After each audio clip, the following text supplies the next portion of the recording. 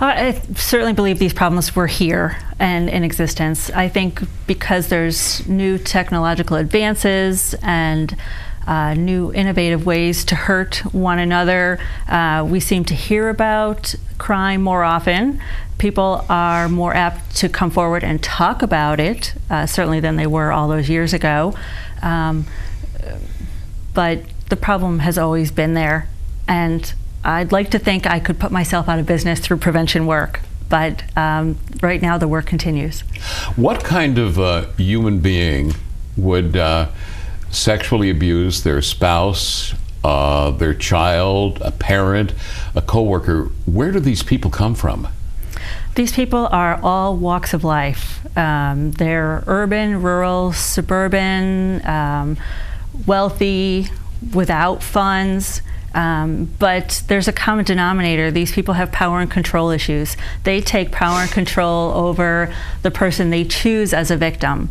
And oftentimes they groom their victim to get to know them, to gain their trust, to gain access to them, because someone needs to be close enough to them to hurt them. So the common denominator really is taking that control away from them and being controlling over them. A friend of mine who was a disc jockey in Boston and happily married now told me one of her first boyfriends used to beat her up and pound her head on the hood of a car, and she said she always thought it was her fault, that she was responsible for causing this anger. Oftentimes offenders will tell their victim it is their fault. They angered them to the point where they can't control themselves and they caused this. That way the offender doesn't take responsibility for their actions, and it is all because of the victim. And unfortunately, someone who is beaten down like that, they've lost their self-esteem, and oftentimes their abuser isolates them from their family, their friends, so there's no one else surrounding that victim to tell them, no honey, it's not you, it's not your fault, it's this person, you need to get away from them, and you are a good person, you don't deserve that, no one deserves that. And so unfortunately the offender wants them to become dependent upon them, financially, emotionally, and when people are isolated like that, they are somewhat dependent, and so the dynamic continues, and it's hard to leave, it's hard to escape that abusive situation. Law and Order SVU, to a degree, I think has made the country more aware of what's going on. We were talking before going on the air today that that's sort of the law enforcement side, but in reality, the different issues that are dealt with on a weekly basis, year after year after year, are real. Yes, they are. It really has brought to light a lot of the different scenarios in a crime and the dynamics between the victim and offender, because most offenders do know their victim or are related to them, and it shows America the whole process that a crime can take, how it can be a health issue and you may have to go to the hospital for treatment, for injury, for evidence collection, and then of course there's reporting to the police and how that process works and how many times you may tell your story, how long a case can take, and then working with the prosecutor's office. I understand from researching the show that anyone, whether it be male or female, can be a victim of sexual violence. I want to talk about that a little. That's very true. Just as anyone can be a victim of crime, anyone can be a victim of sexual assault, and you can be 3 weeks old, you can be 103. And again, it's not so much about the victim, it really is about the offender and their choice to do this to another person. And in our program, we see men and women, boys and girls. We see people of all ages. And we're just so glad that people do come forward for services, that they are asking for assistance to get them through this experience and to recover and become survivors and thrive. We want people to turn this negative experience into something positive for themselves, to come away learning more about themselves, more about safety, more about their environment. Well, it could be a friend, an acquaintance, a coworker, a neighbor, a caretaker, or a family member. How does one end up getting into this situation? Well, I think it's more about the offender and the setup. Sometimes the crime is set up, and offenders groom and get to know their offender, gain their trust, gain their access. It could be a neighbor who's coming over regularly, checking out your house, knows when you're alone, or invites your kids over. It is about gaining trust, and I think from the clients that I've worked with, a lot of them tell me, I had this gut feeling that there was something wrong, that there was just something unnatural. And because we know these offenders most times, there is a relationship of some sort, we give people the benefit of the doubt. We like them, sometimes we love them, we trust them, so we doubt ourselves. But I think really we need to pay attention to that gut feeling. And the little kids will say, it was almost like I was going on the roller coaster and my stomach kind of did the somersaults. Right. Something didn't sit right, and it didn't feel right, but I didn't really know what to do. And that's the point where people need to realize this really could be wrong, and this could be a setup. And if I don't feel right about this, I need to think about it. I need to talk to someone about it. What are the different types of sexual violence that one could end up finding themselves in? It could be an inappropriate touch, and all the way down the scale to a forcible rape, sodomy. There is certainly sexual harassment, where it might be more verbal, again, an inappropriate touch, but it could be, again, groomed and progressing into something much more physical and forceful.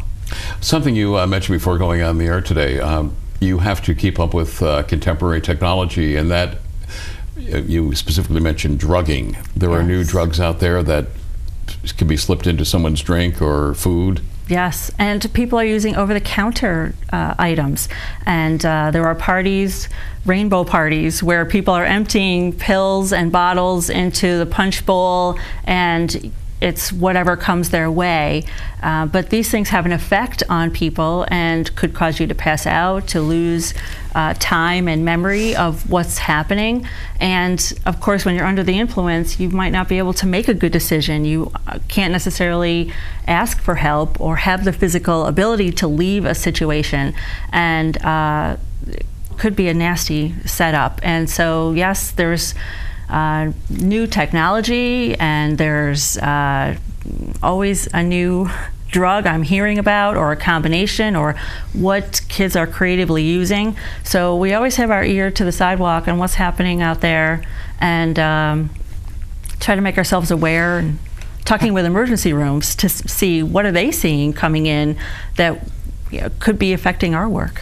How does one end up getting in contact with your sexual violence unit or any sexual violence unit around the country? How does that, is there some sort of natural progression? Yes, there are several avenues to get to a program. The police may make a referral to you, to our program, certainly an emergency room, a social service, or a child protective or adult protective unit. Most schools have a referral list that if there are kids who need services, if they have been abused, there is an avenue. And there are also national hotlines. There may be state hotlines, local hotlines, but there are always national hotlines. There is a national domestic violence hotline, there's a national sexual assault hotline, and there's also some online services even. You know, if people are uncomfortable talking, or maybe making a visit to their local program, they can get services online as well. Well, people in negative situations like that might not necessarily have access to a computer to go online. No. But tell us about those hotlines, and are they manned 24 hours a day? Yes, they are. There is a RAIN hotline. It's a Rape, Abuse, and Incest National Network. And centers like ours register with RAIN, which is a national program, and we volunteer our hotline to answer local calls. So a victim may call in to an 800 number for RAIN, and the technology allows them to read the area code and the first 3 digits of their phone number and pair it with a center that's close to them. So people get routed to us in that way. And it's phenomenal because then we're able to offer them local services. And what kind of services does an SVU unit, whether it be here or all across the country, what are they able to do for someone who's a victim?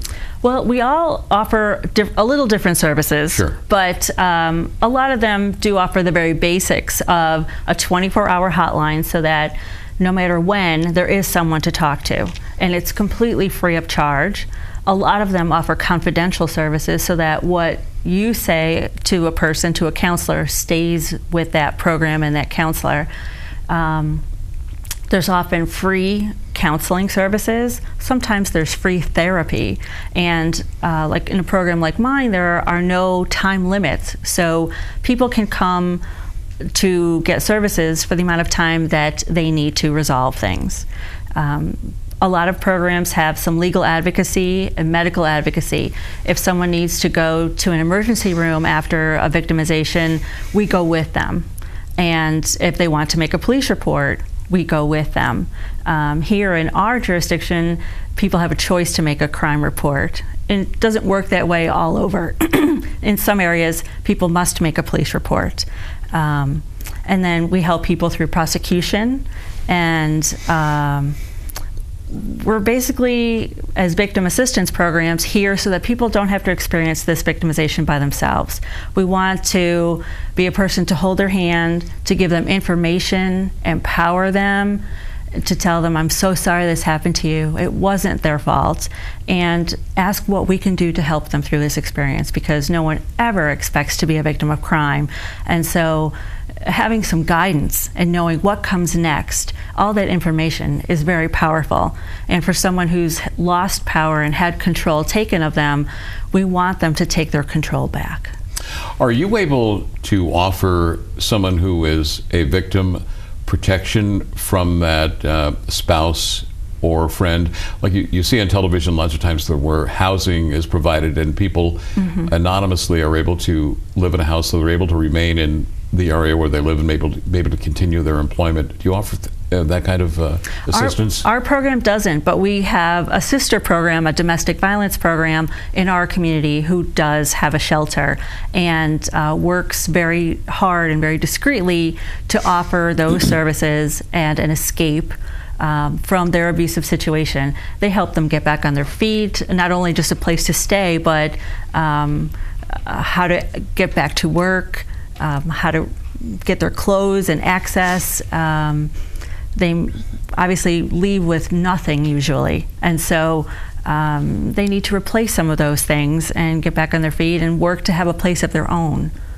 One of the stories that has been making national news, and we were talking about it before going on the air today, is Rob Morrison of WCBS Television in New York, and his wife Ashley Morrison.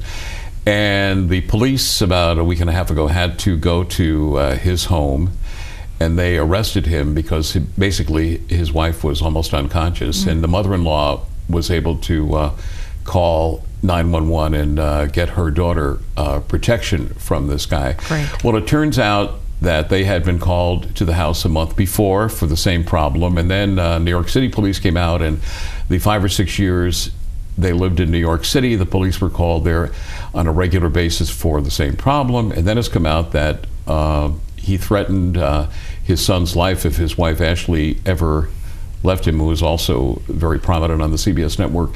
How do people get themselves into situations like that? And this one went on for so long. For years.